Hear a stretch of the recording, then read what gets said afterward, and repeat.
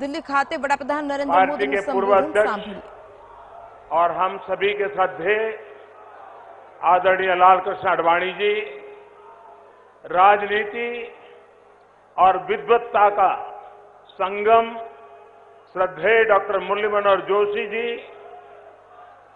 मंत्रिमंडल के मेरे सहयोगी श्रीमान राजनाथ सिंह जी, अरुण जेटली जी, सुषमा स्वराज जी, नितिन गडकरी जी, केंद्रीय मंत्रिमंडल के मेरे अन्य सभी सहयोगीगण, पार्टी के सभी यशस्वी मुख्यमंत्रीगण, संसद में मेरे सारे सहयोगी, अन्य महानुभाव और हिंदुस्तान के कोने कोने से आए हुए आप सभी प्रतिनिधि बंधु, प्रिय कार्यकर्ता भाई और बहनों, आप सभी को नववर्ष 2019 की बहुत बहुत शुभकामनाएं।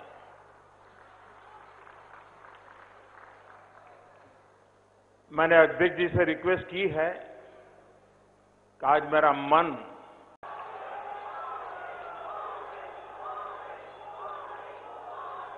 तो मैंने जरा ज्यादा समय के लिए इजाजत मांगी है। आपकी भी इजाजत है ना? भोजन में देर हो जाएगी तो चिंता नहीं ना? ये भारतीय जनता पार्टी के कार्यकर्ता का समर्पण है, जो हर दिन, हर वर्ष को शुभ बनाता है। कभी 2 कमरों में चलने वाली पार्टी, 2 सांसदों वाली पार्टी आज इतने विशाल स्वरूप में राष्ट्रीय परिषद की बैठक कर रही है। ये अपने आप में एक बहुत अद्भुत है, अविस्मरणीय है। आज महान योद्धा संत स्वामी विवेकानंद जी की भी जयंती है। मैं उन्हें नमन करते हुए उनकी कही एक बात से ही शुरुआत करना चाहता हूं। स्वामी विवेकानंद जी ने कहा था, हर राष्ट्र की एक नियति होती है, उसका एक संदेश होता है, और हर राष्ट्र का एक ध्येय भी होता है। भारत को भी अपने ध्येय को, अपनी ध्येय प्राप्ति को प्राप्त करना ही है, और इसे प्राप्त करने में राष्ट्र के प्रत्येक व्यक्ति का पूरा सामर्थ्य, पूरा योगदान चाहिए होता है। भारतीय जनता पार्टी के हम सभी कार्यकर्ता बहुत सौभाग्यशाली हैं कि हमें पहले दिन से ही ये शिक्षा, ये संस्कार दिए गए, और यही संस्कार आज भी हमारे जीवन को निर्धारित कर रहे हैं। साथियों, ये राष्ट्रीय परिषद की पहली बैठक है जो अटल जी के बिना हो रही है। वो आज जहां से भी हमें देख रहे होंगे, अपने बच्चों की इस ऊर्जा से, राष्ट्र के प्रति इस समर्पण से उन्हें भी संतोष हो रहा होगा।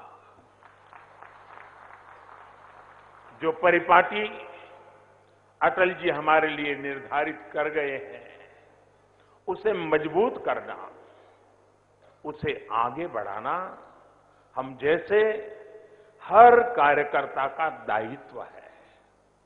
मैं उन्हें पुनः नमन करता हूं और ये कामना करता हूं कि पार्टी के प्रत्येक कार्यकर्ता पर उनका आशीर्वाद इसी तरह बना रहे। बीते वर्ष भारतीय जनता पार्टी के जिन कार्यकर्ताओं ने अपना सर्वोच्च त्याग दिया, विरोधियों द्वारा की गई राजनीतिक हिंसा की वजह से जिन्हें जान गंवानी पड़ी, उनके परिवारों के प्रति भी मैं अपनी संवेदना व्यक्त करता हूं। ये आप सभी कार्यकर्ताओं की ताकत, संगठन की शक्ति, जन जन की भक्ति का परिणाम है, जिसकी वजह से आज हम इतनी ताकत के साथ, इतनी तेज गति के साथ आगे बढ़ रहे हैं। केंद्र में भाजपा की सरकार है और देश के 16 राज्यों में या तो हम सरकार चला रहे हैं या फिर सरकार में शामिल है। पार्टी के प्रति आपका ये स्नेह और पार्टी पर आपके ये आशीर्वाद बहुत मूल्यवान है। आपकी इच्छा शक्ति जब कर्म शक्ति में बदली, तभी भारतीय जनता पार्टी इस ऊंचाई को प्राप्त कर सकी है। मैं आज भारतीय जनता पार्टी के प्रत्येक कार्यकर्ता को भी नमन करता हूं। भाई और बहनों, बीते 2 दिनों में राष्ट्रीय परिषद में अनेक महत्वपूर्ण प्रस्ताव रखे गए हैं।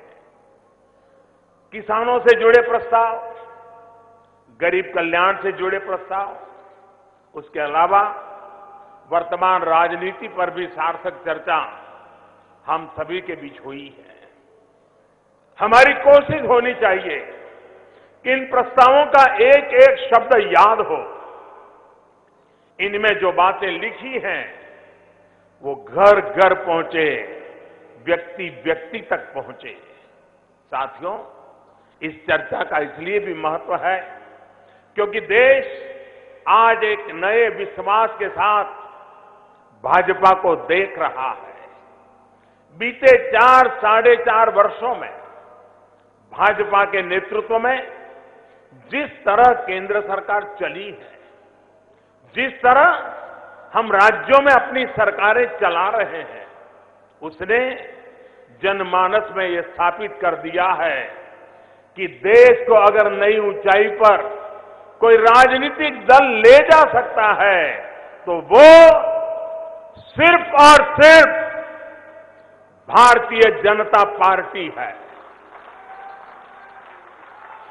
साथियों, देश के इतिहास में पहली बार ऐसा हुआ है जब सरकार पर भ्रष्टाचार का एक भी आरोप नहीं लगा है। हम सब इस बात पर गर्व कर सकते हैं कि एक भी दाग हम पर नहीं है। हमसे पहले की सरकार, उनका जो कार्यकाल था, उसने देश को बहुत अंधेरे में धकेल दिया था। अगर मैं कहूं कि भारत ने 2004 से 2014 के महत्वपूर्ण 10 साल घोटालों और भ्रष्टाचार के आरोपों में गंवा दिए तो गलत नहीं होगा। 21वीं सदी की शुरुआत में ये 10 वर्ष बहुत महत्वपूर्ण थे। जैसे मैं कहता हूं कि स्वतंत्रता के बाद अगर सरदार वल्लभ भाई पटेल देश के पहले प्रधानमंत्री बनते तो देश की तस्वीर कुछ और होती। वैसे ही आज ये भी कहना चाहता हूं कि 2000 के चुनावों के बाद अगर अटल जी प्रधानमंत्री बने रहते तो आज भारत कहीं और होता। वर्ष 2000 के बाद से भारतीय जनता पार्टी के नेतृत्व में हमने देश को उस अंधेरे से, उस बेचैनी से, उस घबराहट से बाहर निकालने का काम किया है। देश में और देश के लोगों में जो आत्मविश्वास खो गया था, उसे वापस लाने का काम हमारी सरकार ने किया है। अब देश ईमानदारी की ओर चल पड़ा है। इतने सारे लोगों का स्वेच्छा से गैस सब्सिडी छोड़ना, रेलवे रिजर्वेशन के दौरान रियायतें छोड़ देना, बड़ी संख्या में उद्यमियों का जीएसटी से जुड़ते चले जाना, आयकर देने वालों की संख्या में अभूतपूर्व वृद्धि होना, ये इसलिए हो रहा है क्योंकि देश का जनमानस अब स्वयं को राष्ट्र निर्माण का भागीदार बनाने के लिए पूरी ऊर्जा के साथ आगे आ रहा है।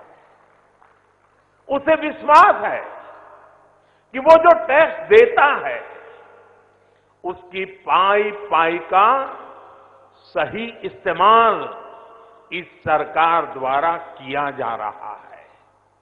ये विश्वास ही हमारी ताकत है, हम पर आशीर्वाद है। साथियों, भाजपा सरकार के इस कार्यकाल ने ये साबित किया है कि देश बदल सकता है और सामान्य नागरिक के हित में बदल सकता है। भाजपा के सरकार के कार्यकाल ने ये साबित किया है कि देश में सरकार बिना भ्रष्टाचार के बीच चलाई जा सकती है। भाजपा सरकार के कार्यकाल ने ये साबित किया है कि जब देश में स्थायी परिवर्तन लाने वाले कड़े और बड़े फैसले लिए जाते हैं तो पूरा देश एक होकर उसका साथ देता है।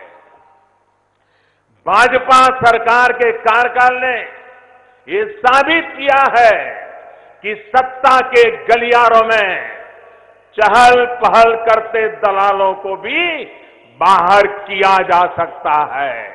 साथियों, भारतीय जनता पार्टी की सरकार सिर्फ और सिर्फ विकास के मार्ग पर चल रही है।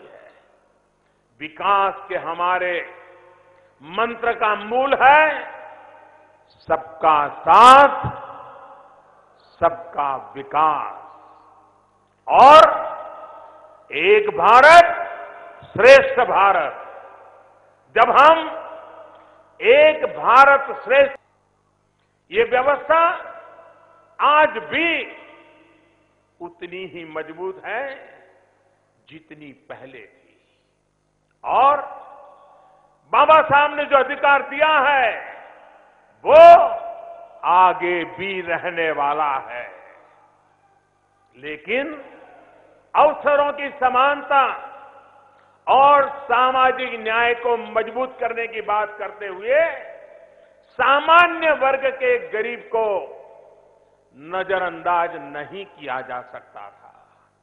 भूतकाल में इसकी कोशिशें भी हुई थी, लेकिन इतिहास पर बहस में उलझने रहने के बजाय हमें आगे के समाधान तलाशना जरूरी था। और इसलिए पहले से जिनको आरक्षण की सुविधा मिल रही थी, उनके हक को छेड़े बिना, छीने बिना भाजपा सरकार द्वारा सामान्य वर्ग को 10% आरक्षण का प्रावधान किया गया। इतना ही नहीं, शिक्षा में 10% वृद्धि भी की जाएगी। भाइयों और बहनों, यानी शिक्षा में जो आज सीटें हैं उसमें 10% की वृद्धि की जाएगी।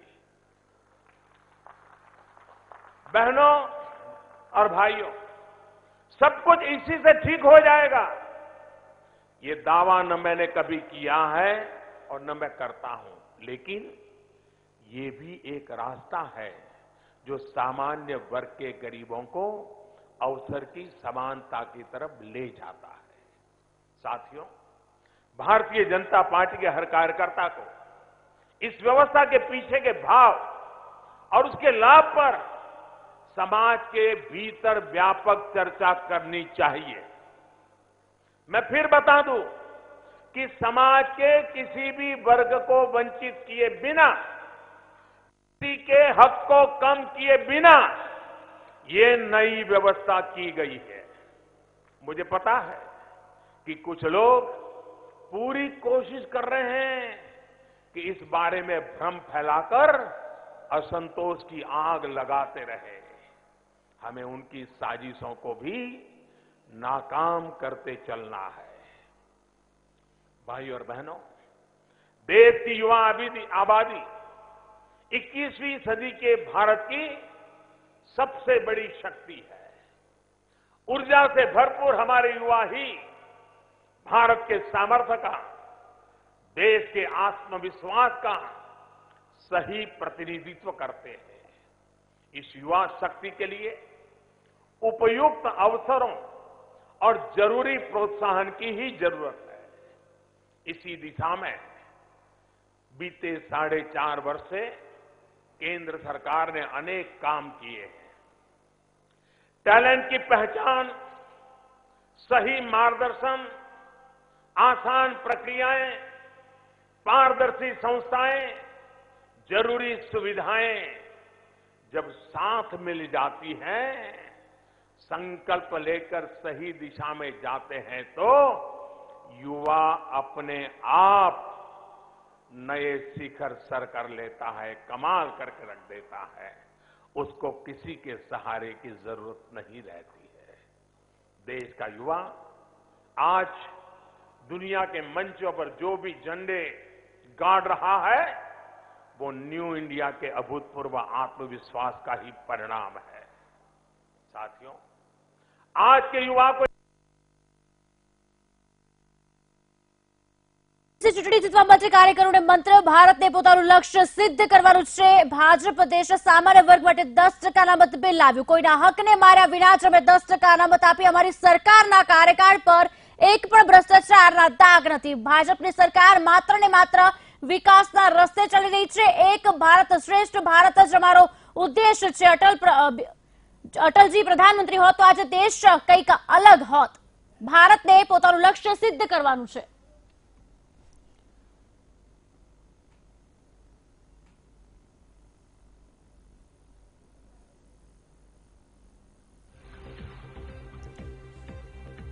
તો દિલ્હીમાં ભાજપનું રાષ્ટ્રીય અધિવેશન, પીએમ મોદી અને અમિત શાહના કાર્યકરોને મંત્ર, અટલજી પ્રધાનમંત્રી રહ્યા હોત તો આજે દેશ અલગ જ ઊંચાઈએ હોત। દેશના લોકોએ ગુમાવેલો વિશ્વાસ પરત લાવવાનું કામ ભાજપે કર્યું। પીએમ મોદી અને અમિત શાહ સંબોધન પણ કર્યું, સાથે જ કાર્યકરોને મંત્ર પણ આપ્યો। દેશ સામાન્ય નાગરિક માટે બદલી શકે છે। विपरीत परिस्थितियों में भी अनगिनत प्रतिभाएं हमें गौरवान्वित करती रही है। हमारी सरकार ने माहौल को बेहतर बनाने को प्राथमिकता दी। एक उचित और ईमानदारी पारदर्शी व्यवस्था विकसित करने का प्रयास किया। हमारी सरकार इस दिशा में निरंतर प्रयत्नशील है और खुले विचारों के साथ निरंतर नई योजनाओं पर काम कर रही है। साथियों, इसी प्रकार महिलाओं के सशक्तिकरण के लिए महत्वपूर्ण प्रयास बीते 4.5 वर्षों में किए गए और ये वर्ष हम राजमाता विजयराजे सिंधिया जी की शताब्दी के वर्ष के रूप में मना रहे हैं। तब हमारी मातृशक्ति के योगदान का हम गौरवगान करते हैं, हम आगे बढ़ना चाहते हैं। ये सही है कि राजनीतिक विरोध के लिए कुछ लोग बेटी बचाओ बेटी पढ़ाओ जैसी पवित्र भावना का मजाक उड़ाते हैं, लेकिन दशकों से चल रही एक गलत सोच से समाज को मुक्त करने की तरफ हम बहुत आगे पहुंच चुके हैं। साथियों, जब सशक्तिकरण होता है तो सोच और धारणाएं अपने आप बदलने लगती हैं। यही रास्ता महिलाओं के लिए इस सरकार ने चुना है। दफ्तरों में महिलाओं की भागीदारी बढ़ाने के लिए उद्यमों को प्रोत्साहित किया जा रहा है। मैटरनिटी लीव 12 हफ्ते से बढ़ाकर 26 हफ्ते कर दी है। छोटे उद्योगों से जुड़ी महिला उद्यमियों के लिए विशेष प्रावधान किए गए हैं। गांव में महिला सेल्फ हेल्प ग्रुप जैसी व्यवस्था को और मजबूत किया जा रहा है। साथियों, बेटियां सक्षम भी हैं और शक्ति का रूप भी है। यही कारण है कि भारत के इतिहास में पहली बार सशस्त्र बलों में महिलाओं की एक व्यापक भागीदारी सुनिश्चित हो रही है। पहली बार बेटियां फाइटर प्लेन उड़ा रही है। साथियों, सशक्तिकरण की बात जब आती है तो देश में एक और बड़ा वर्ग है जिस पर ध्यान दिया जा रहा है। अपने अन्नदाता को हम नए भारत की नई ऊर्जा का वाहक बनाना चाहते हैं। किसानों को सशक्त करने के लिए हम इस दिशा में गंभीरता के साथ, बहुत ईमानदारी के साथ प्रयास किया जा रहा है। भाइयों और बहनों, जब हम किसानों की समस्या के समाधान की बात करते हैं तो पहले की सच्चाइयों को स्वीकार करना भी जरूरी है। खेती और किसान की स्थिति दशकों की लापरवाही और बेरुखी का परिणाम है। कारण ये रहा कि पहले जिनके पास किसान को संकट से बाहर निकालने का दायित्व था, उन्होंने शॉर्टकट ढूंढे, आसान रास्ते ढूंढे, चुनाव का सोचा। उन लोगों ने अन्नदाता को सिर्फ और सिर्फ मतदाता भर बना रखा था। अपनी मतपेटी भरने के लिए हम अन्नदाता को ऊर्जादाता भी बनाना चाहते हैं। साथियों, इसलिए हमारी सरकार ने शॉर्टकट के बजाय लंबा और कठिन रास्ता चुना है। किसानों की मूल समस्याओं को सुलझाने के लिए कदम उठाए जा रहे हैं और ये प्रक्रिया निरंतर जारी है। बीज से लेकर बाजार तक सरकार नई और आधुनिक व्यवस्थाओं का निर्माण कर रही है। ये व्यवस्थाएं बनने में समय जरूर लेती हैं, लेकिन इनका लाभ बहुत बड़े स्तर पर मिलता है। नहर जब बन रही होती है तब वो एक लंबे से गड्ढे के अलावा कुछ नहीं होता। कभी आने जाने वालों की नाराजगी भी होती है, लेकिन जब उस नहर से पानी खेत पहुंच जाता है तो उसके पीछे की सोच और श्रम का सीधा सीधा लाभ नजर आने लगता है। साथियों, देश का किसान इस बात का साक्षी है कि लागत का 1.5 गुना समर्थन मूल्य एमएसपी की मांग कितने दशकों से चल रही थी। देश का किसान ये भी जानता है कि पहले कैसे इस सुझावों को ही फाइलों में दबा दिया गया था। ये भाजपा की सरकार है जिसने स्वामीनाथन आयोग की इस सिफारिश को न सिर्फ लागू किया, बल्कि हर संभव कोशिश रही है कि किसानों को लागत का 1.5 गुना एमएसपी मिले। इसमें अब भी जो अड़चनें आ रही हैं, उन्हें राज्य सरकारों के सहयोग से दूर करने का ईमानदारी से प्रयास भी किया जा रहा है। किसानों से अन्न अनाज की खरीद को लेकर हम कैसे गंभीरता से काम कर रहे हैं, इसका भी एक उदाहरण मैं आपको देना चाहता हूं। याद करिए, कुछ वर्ष पहले जब हम लोग आए, उसके पहले की बात कर रहा हूं, दाल की कीमतों को लेकर कितना हल्ला मचाया जाता था। अब कितने दिन हो गए आपको टीवी चैनलों पर ब्रेकिंग न्यूज दालों की कीमत के संबंध में कि दाल की कीमत 7वें आसमान पर है, ये ब्रेकिंग न्यूज देखने को नहीं मिलता है। यह बदलाव आया कैसे? ये बदलाव इसलिए आया है क्योंकि दाल के उत्पादन, उसकी खरीद और उसकी कीमत को लेकर भाजपा सरकार ने एक दूरगामी सोच के साथ काम शुरू किया, नई नीतियां बनाई, नए फैसले किए। साथियों, पहले की सरकार ने अपने आखिरी के 5 वर्षों में, आप याद रखिए, अपने आखिर के 5 वर्षों में 7 लाख मैट्रिक टन दलहन और तिलहन की खरीद की। आप बताएंगे कितनी? कितना? 7 लाख टन उनके आखिरी 5 साल में। आप भाजपा का सरकार का आंकड़ा सुनेंगे, हमने 4 साढ़े 4 साल में क्या किया, हमने खरीद की है, कुछ नहीं सुनेंगे आप? याद रखेंगे? याद रखेंगे? याद रखेंगे? भाइयों और बहनों, हमने बीते 4.5 वर्षों में लगभग 95 लाख मैट्रिक टन, यानी लगभग 13-14 गुना से अधिक उपज हमने किसान से खरीदी है। यह है हमारे काम का तरीका।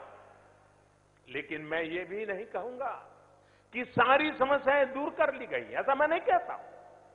साथियों, मुझे एहसास है कि अभी भी बहुत कुछ करना बाकी है। किसानों पर ऋण का भार भी है और लागत भी निरंतर बढ़ रही है। लेकिन मैं इतना जरूर कहूंगा कि जितनी बड़ी चुनौतियां हैं, उतने ही बड़े और ईमानदार हमारे प्रयास हैं। कोशिशों में हमने कोई कमी नहीं छोड़ी है और ये आगे भी जारी रहेगी।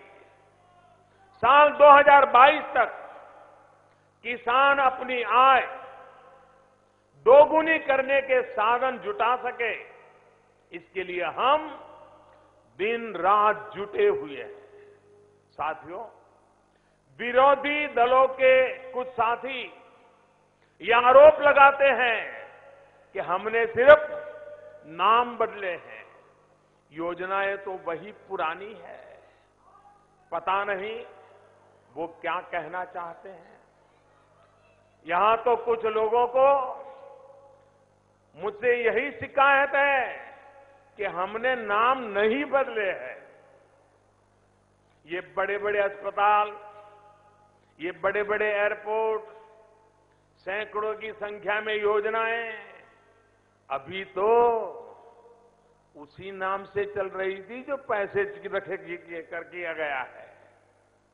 और मैं तो ऐसे लोगों से ये भी जानना चाहता हूं कि कितनी योजनाएं ऐसी हैं जो मेरे नाम से चल रही है। मेरे कार्यकर्ता साथियों, आप मुझे बताइए, क्या आयुष्मान योजना के आगे नरेंद्र मोदी जुड़ा है? क्या भारतमाला सागरमाला परियोजना के आगे नरेंद्र मोदी लिखा है? क्या जनधन योजना नरेंद्र मोदी जनधन योजना के नाम से जानी जाती है? क्या उज्ज्वला योजना को हमने नरेंद्र मोदी उज्ज्वला योजना का नाम दिया है? नहीं ना। इसलिए है क्योंकि भारतीय जनता पार्टी में हमने पहले दिन से सिखाया जाता है, स्वयं से बड़ा दल और दल से बड़ा देश होता है। यही हमारे संस्कार है और यही हमारी प्रतिज्ञा है। भाइयों और बहनों, देश में सिलेंडर पहले भी मिलते थे, पासपोर्ट पहले भी बनते थे, ऑनलाइन रेल रिजर्वेशन पहले भी होता था, सड़कें भी पहले बनाई जाती थी, रेल पटरियां भी पहले बिछाई जाती थी, पुल भी बनते ही थे। लेकिन 4 साल में इन्हीं सब कार्यों में जो गति भाजपा सरकार ने दी है, वह गति अभूतपूर्व है। लेकिन मैं ये दावा नहीं करता कि हमने सारे लक्ष्य हासिल कर लिए, सब कुछ कर लिया, ये मैं नहीं कहता हूं। अगर सब कुछ हासिल हो ही गया होता तो फिर मोदी की जरूरत ही क्या थी। मैं ये दावा नहीं करता कि मैंने सारी व्यवस्थाओं का कायाकल्प कर दिया है। हां, मैं ये जरूर दावा करता हूं और आज भी कर रहा हूं कि देश को आगे बढ़ाने में हमारी व्यवस्था में जो कमियां थी उसे दूर करने का हमने बहुत ईमानदारी से प्रयास किया है। मैंने दिन रात एक करके प्रयास किया है कि देश के लोगों का जीवन और आसान बने, देश के वंचितों, पीड़ितों, शोषितों, गरीबों को उनका अधिकार मिले। आप सोचिए, पहले की सरकार में जिस रफ्तार से हमारे देश में गरीबों के लिए घर बन रहे थे, अगर उसी रफ्तार से बनते रहते तो हर गरीब का अपना घर होने में कितना समय गुजर जाता।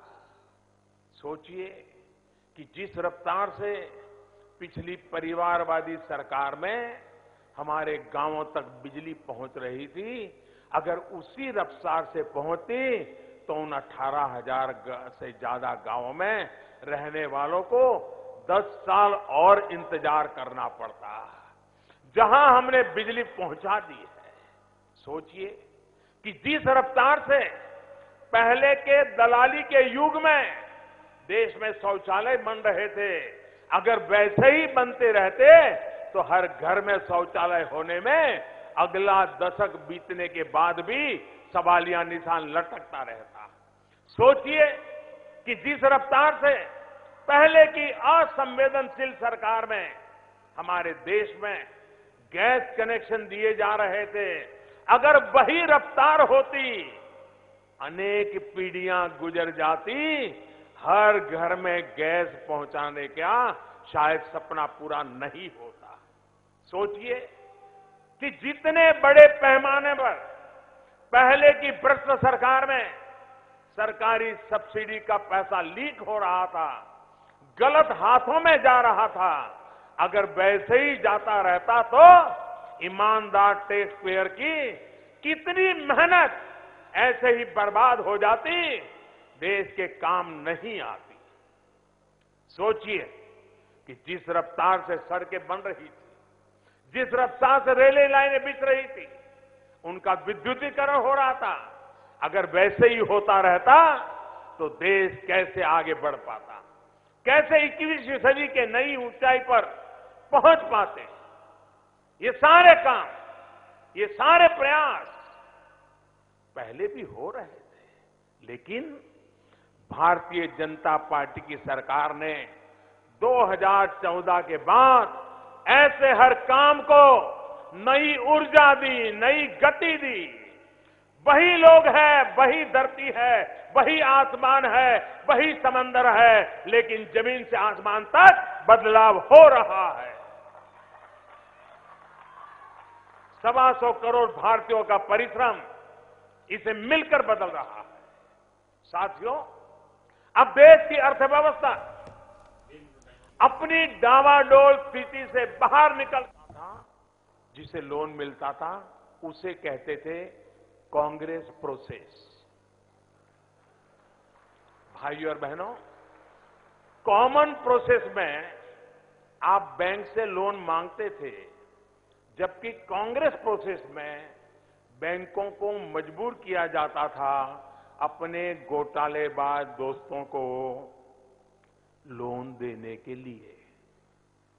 कॉमन प्रोसेस में आपको 10 या 20 लाख रुपए का लोन मिलता था, जिससे आप अपना घर बनाते थे, अपने बच्चों के लिए एजुकेशन लोन लेते थे, जबकि कांग्रेस प्रोसेस में सैकड़ों हजारों करोड़ का लोन सिर्फ एक फोन कॉल पर मिल जाया करता था।